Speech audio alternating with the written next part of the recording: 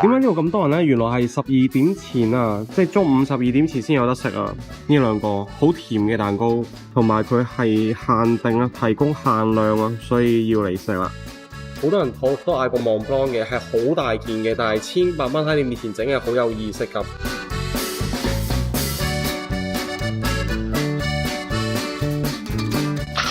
大家好啊，我係阿 Will。第4集嘅北海道課呢，我會帶大家食爆小樽啊！嚴選咗8間小樽嘅餐廳同埋小食店，由魷魚絲去到海膽意粉，由燒肉去到雪糕，馬不停蹄咁樣包你睇到肚餓啊！我哋即刻去邊 ，Let's go！早啊！今日喺小樽嘅第2日呢，哇，終於係好天。尋日係好黑嘅個天，係落大雨，係好瀨氣嘅。咁今日就好靚啦。今日個行程就明少少嘅，就喺小樽運河呢條商業街嗰度行。如果大家都中意睇飲食、旅遊、生活，記得訂閱支持我啊！記得撳埋個鐘仔，每星期出新片會通知你噶。多謝支持。呢個燈就叫做常夜燈。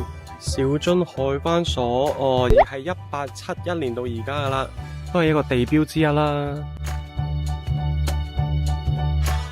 呢條街好多手信賣嘅啊！到啦呢間啦，Lattau係咪呢間？係啊，開咗啦，食呢間。好啦，我哋上2樓呢個 cafe 啦，有呢個 OK。一早嚟到食 cake 啊！而家9點30分啊，我哋入到嚟呢已經係8成 full 啦。蛋糕嚟咗啦，好彩冇咁大件啦，因為今日嘅行程都豐富。不過呢，有啲後悔啊，大家嚟到要睇清楚 menu 啊。點解呢度咁多人呢？原來係12點前啊，即係中午12點前先有得食啊！呢兩個好甜嘅蛋糕，同埋佢係限定啊，提供限量啊，所以要嚟食啦。好多人都嗌過 Mont Blanc 嘅，係好大件嘅，但係1500蚊喺你面前整係好有意識㗎。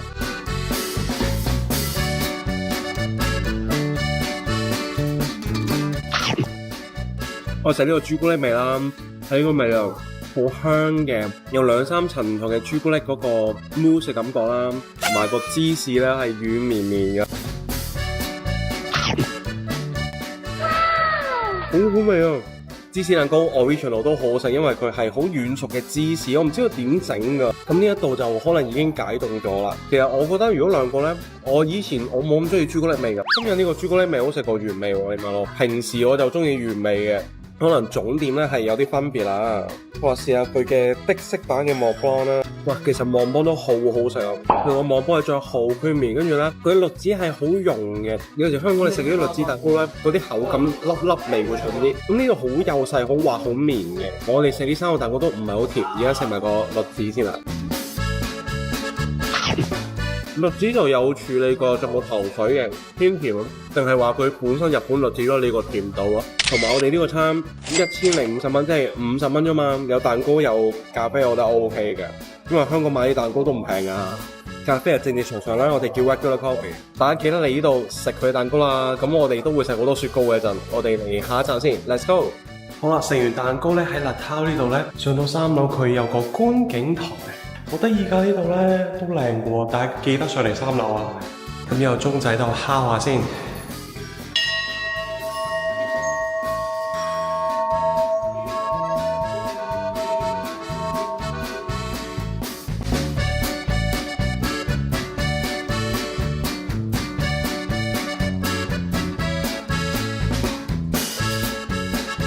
好彩今日天氣大好，真係好靚啊！好感恩咧，今日冇落雨咧，好靚。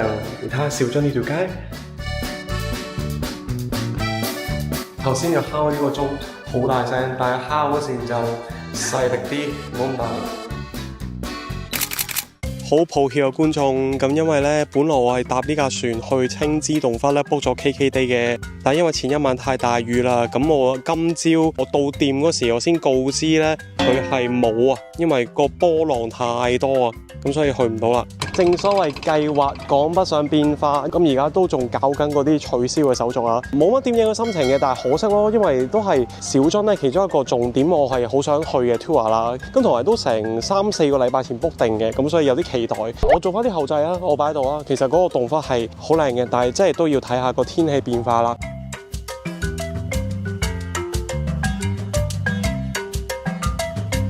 我嚟到一個好誇張嘅景點。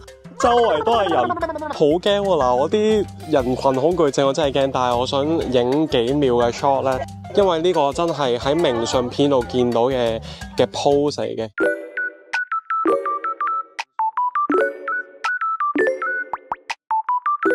另外一個打卡點就係呢條橋啦，好多遊客啦，同埋好多旅行團同好多韓國團啊，所以我覺得咧慢慢再行下。但係呢度真係好靚，觀眾，我再影多次個 shot 俾大家睇。一場嚟到兆津咧，就試下佢嘅名店。佢嘅名店咧就係一個初代嘅拉麵，每日限定30碗嘅啫。咁所以咧早15分鐘嚟排隊啦，因為前邊已經有少少嘅人龍㗎啦。呢間拉麵唔算太多人嘅，唔知大家有冇睇過東京米芝蓮1星拉麵呢？嗰個排咗80分鐘嘅，咁所以呢一度真係小巫見大巫，我哋早10分鐘嚟都可以食到佢嘅拉麵。而家入去啦，我哋入去睇下 ，Let's go。今日就嗌咗2碗白醬油拉麵，再加2塊叉燒、2隻蛋。我試下個湯底先啦，好快啊，10分鐘內已經俾到我哋啦。哇！佢個湯底好濃喎，係啊，係嘛？我試正啲啊，有啲似蒸魚豉油嘅味道，因為佢係白醬油啦。佢嗰陣油係好勁嘅，如果冬天嚟食啱晒，超暖胃，好入味。每日限定30碗，而家變咗20碗啦。可能喺處理方法係比較難整啲啦。而家試下個麵先啦，個麵好上蛋芽掛湯，同埋仲有啲煙 anuchiri 我未。好啦，而家試下嚿叉燒先。嗱，觀眾我想講咧，叉燒咧跟隨嗰碗麵嘅叉燒咧係大塊肥過我哋額外再叫嘅叉燒嘅。嗰嚿叉燒好好味啊！呢個咧有肥膏咬落去啦，嗰啲豬軟骨嘅肥膏同肉咧咬落去係分離同埋溶溶地咯。雖然佢得一嚿啊嚇，但係比我想象中大嚿啊！紫菜正常冇乜特別嘅評語。11點前好嚟排隊啦，11點3嘅觀眾，而家已經有18個人喺場入邊啦。我自己星期六咧早10分鐘嚟排隊都食得嘅。佢有個 parking 嘅，咁就喺個店對面有個 parking， 咁啊大家留意啦。咁我 enjoy 埋個拉麵先，我哋下一站見。喺呢個咁浪漫嘅情景之下咧，我就試下佢嘅啤酒，呢個係兆津嘅啤酒啦，400N， 咁我試下先啦。哇，佢有啲果味嘅喎，蘋果咁嘅，蘋果酒咁嘅，幾正，因為好熱啦。佢話21.5度，我而家着埋褸，體感溫度因為25、6、7、8度，所以要飲下啤酒先。咁我哋繼續行街 ，Let's go。如果想打卡咧，呢度咧好似有得上去咧，就有個燈塔嗰度見到成個嘅地標啦，成個兆津運河嘅地標啦。哇！而家2點半嘅兆津咧係好多人，好多遊客，同埋可能今日天氣好好啦，咁咧就見到好多人喺度排隊咧，咁排一個咧食燒魷魚嘅地方，咁所以咧就排隊啦。我哋排咗差唔多20分鐘，其實呢個整咧就整得好快嘅，只係咧即係個收切收得太慢啦，所以咧有啲飢餓式嘅行銷嘅。其實佢係咁出係咁出咧，係會新鮮過我哋魚市場嗰啲咯。佢仲有大嘅咧就1728 yen。咁呢間都係我其中一間 book mark 咗上嚟嘅，叫做柳月。咁就食雪糕同埋佢有個手信咧，都係一定要買嘅。呢個係郵寄 No.1， 淨係Ottaro先有嘅440 yen 做手就啱晒。佢仲有好多呢啲我未買啊！呢個係一個 pumpkin 嘅蛋糕啊，我未買啊，我冇買應該話。呢個都好似好靚㗎嘛，一個魔女嘅一個 pumpkin 嘅蛋糕。咁呢度嘅雪糕係用10勝嘅牛奶啊，同埋呢個係紅豆，我每樣都想食啊！同埋好抵食，350 yen， 10幾蚊就有10勝牛魚。我試下先，佢係一個牛奶雪糕再加紅豆雪糕嚟嘅，好好食，都未有。同埋我想講好抵食，20蚊都唔使，咁大杯喎。我沿途行到過嚟有好多雪糕嘅引誘啊！北一哨館嗰度咧有個8層嘅雪糕我唔食，我見到有個綠茶嘅雪糕我唔食，好多誘惑啊！呢個成條街真係勁多甜品咯，雪糕、蛋糕、忌廉，呢個係你嘅天堂。我食到甜筒咧都係脆嘅，正正常常咯，我覺得。咁頭先就排咗好耐隊啦，魷魚絲啊，佢咁樣嘅，好香啊，好食。佢唔韌啦，啲味調啱啱好，唔會好鹹，有少少醬油味。我撈雪糕食，個雪糕唔好食㗎，啲味唔啱嘅。排半個鐘我覺得值得嘅，但係你排半個鐘唔好買一包咯，我買咗5包呢啲啊。佢有大包同細包嘅，2包細嘅價錢就等於1包大嘅，所以冇優惠嘅。同埋呢度咧會有水飲嘅，即係大家行到攰咧，都喺度休息下。同埋最重要有垃圾桶咯，即係大家可以清一清口袋入邊嘅垃圾啦。Later， 哇，好懷念啊！上次嚟小樽市咧都係嚟呢個地標嘅，就係舊壽宮線。咁呢度咧以前咧就係昔日嘅 Otaru 嘅火車嘅地標啊。咁有好多人咧就專登嚟呢度咧去影相嘅。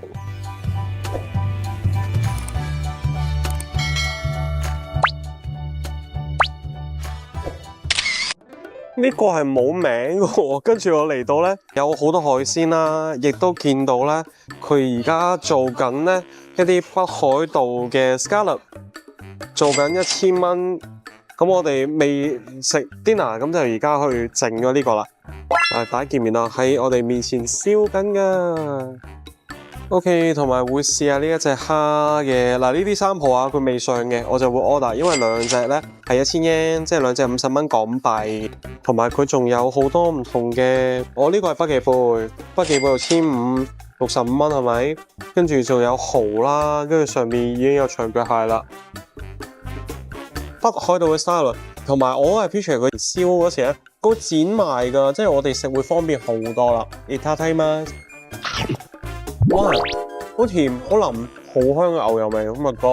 佢呢個燒法咧，令到啲 scallop 好好就話，肉質嚟講咧，好大隻 scallop 咧，未食到好多嘅鮮味。但係你話個質感咧，好就喎，佢食到入邊咧，即係中間個位置咧係超級腍㗎。In general 個邊位都會有時，譬如話裙邊嗰啲，都有少少嚼口韌韌地，都 OK 嘅，我都覺得好食。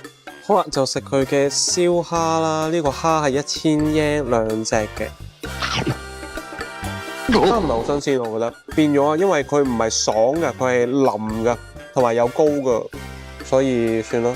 蝦唔好食，我覺得浮浮地，所以唔好食蝦啦。帶子就值得食嘅。A few moments later， 晚餐嘅時間呢，我就 book 咗呢間叫 ISO， 咁呢，佢喺一間指定嘅歷史建築物入邊呢，係比較 antique， 亦都比較有風味嘅。我就上 Tabelog 嗰度 book 嘅。言語不通之下都 book 到啊，算係幾犀利噶啦。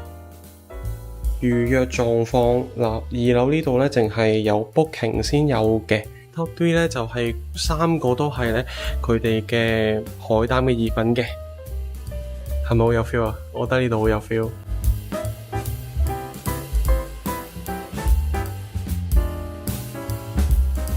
你試下佢嘅拼盤啦，咁咧呢個拼盤就係咧好的式嘅，到1200 yen 嗰度。啱啱食咗嘅鴨腎咧，唔係話好咬口，但係咧個煙花味好勁。好啦，咁而家咧就叫我特別啲啦，叫我 tomato juice，因為揸車就唔飲酒精啦。試下先，都算滑喎，即係佢似卡方面嗰隻啦，咁啊比卡方面嗰隻再滑少少嘅，我覺得唔多。飛魚啊，呢個應該係飛魚，係咯，個飛魚應該係生嘅。又係煙燻啦，都爽過比我想象。呢個係小樽嘅章魚啊，好煙韌啊，同埋韌得滯啊嘛，我覺得。佢可能個整法咧，佢係將啲生嘅章魚就咁煙燻啊，類似生同熟之間咯。炸魚啦，北海道鮮魚，有時 Google 都認唔啱啊。佢嘅炸粉係似 fish and chips 嗰隻厚度同埋口感嘅，但係入邊有好滑嘅喎。900 yen 得5嚿就比較少啲，好容易入口。冇骨啦，定係？佢就附上檸檬同埋鹽，試下咧佢哋嘅 top 3其中嘅，佢冇話 top 3排第幾啦。意大利麵我都係為咗呢個嚟，其實。我首先講下個麵質，佢係啲 linguine 嗰啲比較粗少少嘅，未去到 spaghetti 嗰隻咁幼嘅。而家講翻個醬汁就好多 cream 嘅。你話好重海膽味咧，又唔係喎，佢有3嚿海膽仔嘅。海膽我覺得幾好食嘅，佢都話係啲北海道時令嘅海膽，所以咧係要加多300 yen嘅，每一碟都要加。同啲意粉係夾嘅，即係如果要咁出名嘅話，我就期望過煲啦。另外個蟹肉同埋 uni， 另外一碟咧個意粉嘅質地係 spaghetti 嚟嘅，我都覺得佢硬咗少少，可能煮多1分鐘過我啦。呢一份咧就冇汁嘅，類似燴意粉咁啦。蟹肉咧係多過海膽咯，只可以話。如果兩個咁樣比較咧，我又覺得嗰個 top 3其實幾好食喎。uni 同埋蟹嗰碟嘅 uni 係多過另外。你齊咗啲嘢。係啊，我哋翻去屋企附近嗰間啦。如果係咁，我哋可以飲酒啦。淨係你食個意粉啦，話其他唔建議啊。咁呢一度其實係一個西日嘅 fusion 嘅，咁我都覺得幾唔錯嘅。好啦，因為頭先 ISO 咧真係唔係寫得太開心同埋唔係好開懷啊，咁所以咧而家咧就喺我哋 Airbnb 附近咧行2分鐘嘅啫，大人們，咁我就唔使揸車，咁就揾到間燒肉咧，咁我就可以飲酒啊。係啦，Lama Bilu 啦，就叫一個 Sapporo 嘅，我哋 Cheers。爽啊！睇一睇下咧，原來呢一度係韓式嘅燒肉啊，我以為日式嘅燒肉啊。呢啲牛肉都係和牛嚟嘅。咁我哋叫一個咧係和牛套餐。我哋食過個油脂最大嚿嘅先。好腍啊！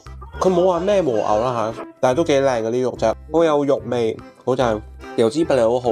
佢有2種醬嘅，我影埋先啦，我都唔知係咩醬嚟。有少少麻油啦，係比較清啲嘅。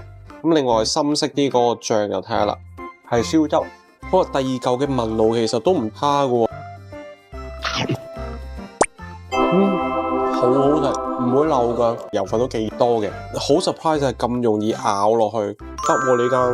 係我唔打唔撞，近屋企諗住飲下啤酒，原來個牛肉都係主菜喎，好正喎。好啦，繼續食啦。雖然咧其實睇落去全部都一樣啊。係牛脷，有啲爽彈啲嘅牛脷都好食，不過我重手咗，我諗我落太多鹽，下個唔好落咁多鹽。牛脷嘅肉質佢切到好薄啦，咁所以唔會韌，唔會有渣嘅，好食。我都係牛脷嘅 fans，冇講和牛嘅名。但係呢個就4塊嘢入邊比較韌少少，第一同第二塊係驚豔啲。如果你都係住小樽又想食燒肉嘅話，呢個係我諗比較少 YouTuber 嚟嘅，因為佢唔係喺運河個區嘅，佢係再上少少嘅。食飽飽咧，再行下小樽嘅夜景啦。嗱，呢一集咧，我就將所有喺小樽嘅我食過嘅餐廳咧，就集合埋一集。反而咧，今集嘅風景係少啲嘅。好啦，咁我哋嚟下集嘅預告啦 ，Let's go！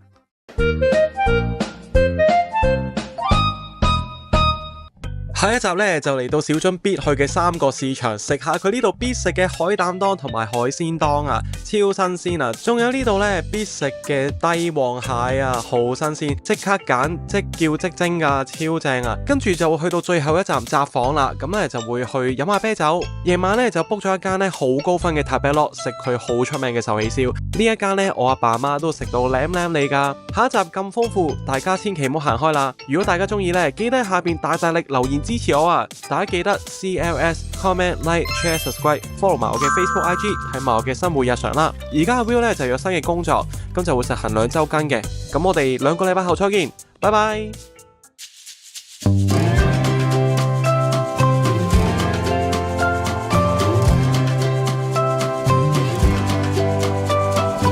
如果你也想成為下一位爆紅創作者，請打開下方資訊欄連結，一起來投稿吧。